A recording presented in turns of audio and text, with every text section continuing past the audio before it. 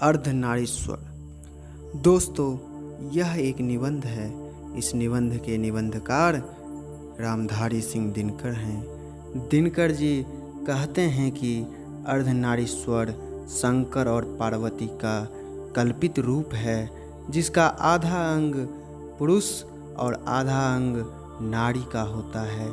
निबंधकार कहते हैं कि नारी पुरुष गुणों की दृष्टि से समान है। एक का गुण दूसरे का दोष नहीं है। प्रत्येक नर के अंदर नारी का गुण होता है, परंतु पुरुष स्त्रीण कहे जाने की डर से उसे दबाए रखता है। अगर नरों में भी वे विशेषताएं आ जाए, जैसे दया, ममता, औदार्य, सेवा आदि, तो उनका व्यक्तित्व धूमिल नहीं बनता, बल्कि और अधिक निखर जाता है।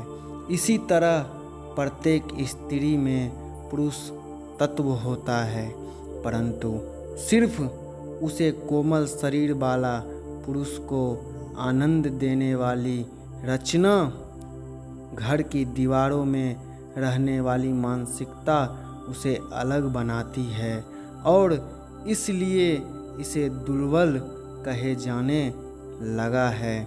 समय बीतने के साथ ही पुरुषों ने महिलाओं के अधिकार को दबाता गया है। पुरुष और स्त्री के बीच अधिकार और हक का बंटवारा हो गया। महिलाओं को सिर्फ सुख का साधन समझा जाने लगा।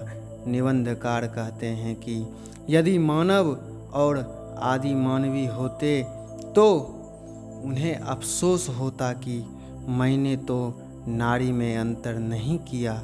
हम साथ साथ रहे।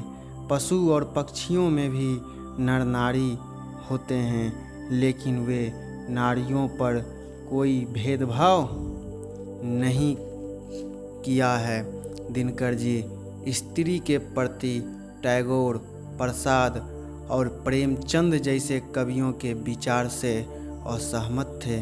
उनकी नारी के प्रति कोमलतावादी रूपानी दृष्टि का विरोध करते थे।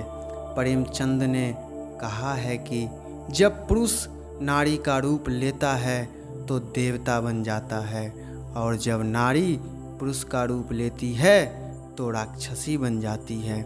दिनकर जी कहते हैं कि यह सुनने में बहुत अच्छा लगता है कि नारी स्वप्न है, नारी सुगंध है, नारी पुरुष की बाहों पर झूलती हुई माला है।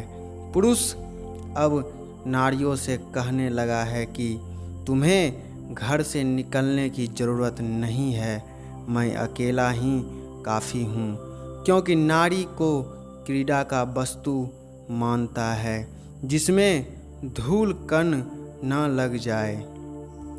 निबंधकार कहते हैं कि प्रत्येक नर को एक हद तक नारी और नारी को एक हद तक नर बनना भी आवश्यक है। गांधी जी ने अपने जीवन के अंतिम दिनों में नारीत्व का भी साधन की थी। गांधी जी ने अपने जीवन के अंतिम दिनों में नारीत्व का भी साधना की थी। उनकी पोती ने उन पर जो पुस्तक लिखी है उसका नाम है बापू मेरी माँ। धन्यवाद दोस्तों।